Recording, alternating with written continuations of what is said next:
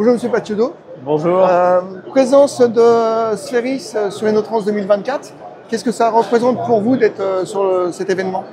Alors ça représente plusieurs choses pour nous.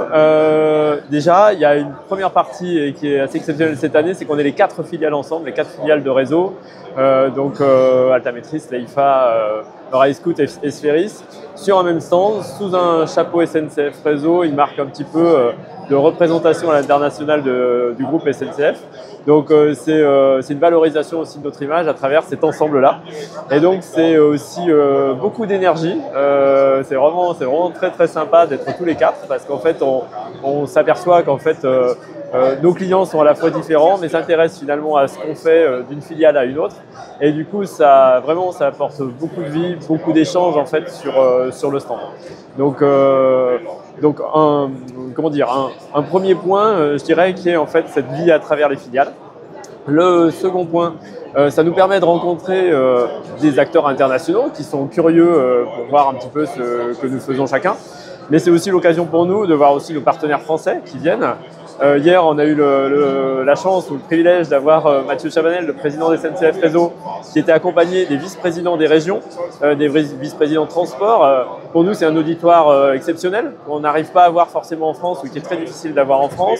Et là, à travers ce salon, à travers cette proximité, on a un temps choisi pour nous et qui nous permet de nous exprimer et de dire en fait ce qu'on fait, d'avoir le temps d'échanger. Et ça, c'est une vraie richesse pour nous aussi.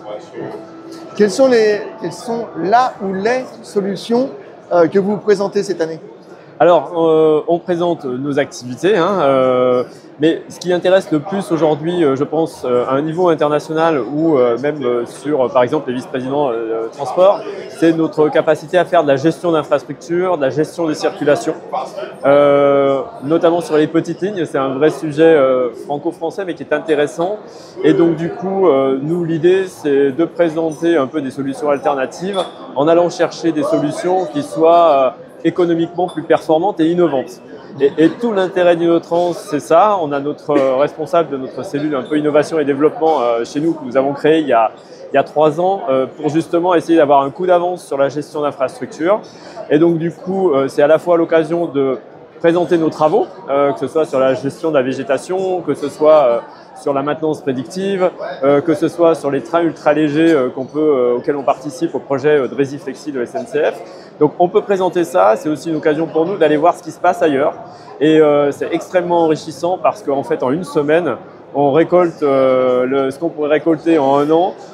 Et on voit des choses très intéressantes parce qu'on est très très bons les Français, il faut quand même se le dire. Mais il y a des choses vraiment très très belles qui se font dans d'autres pays et dans tous les domaines, et notamment celui de la gestion d'infrastructures.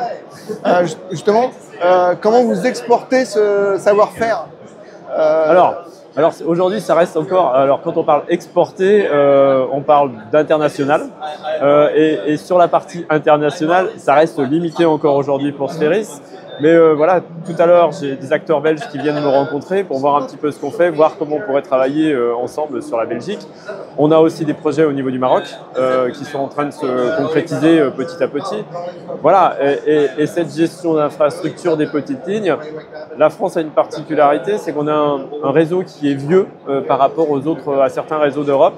Et on a une capacité française à garder et à arriver à faire fonctionner des vieux réseaux. Et ça, c'est une compétence, un savoir-faire que d'autres n'ont pas forcément. Il y a peut-être des très bons mainteneurs, mais ils ne sont pas tous dans cette circonstance-là. Et donc, c'est cet atout-là qu'on essaye de valoriser. D'accord. Alors, quels sont les défis à relever pour Spheris? Alors, les défis, je pense que c'est on a du savoir-faire, c'est de faire savoir ce savoir-faire en fait. C'est-à-dire qu'on a de la gestion d'infrastructure qu'on fait de manière sérieuse et plutôt performante, à la fois techniquement et économiquement. On le fait sur des gestions concédées par SNCF, mais aussi sur des ports. On vient de remporter le Grand Port de Marseille pour les 9 prochaines années. On fait de la gestion de postes d'aiguillage avec des technos qui sont de plus en plus complexes. Voilà, c'est ces connaissances-là, ces compétences-là qu'il faut qu'on arrive à traduire et à transmettre aux autres, leur faire savoir, parce que c'est un marché qui est en train de s'ouvrir, il y aura beaucoup de demandes demain, et nous on a l'intention de se positionner en leader sur ce sujet-là, et en disant on sait faire, et on peut vous accompagner dans vos projets. Merci beaucoup. C'était avec plaisir, merci beaucoup.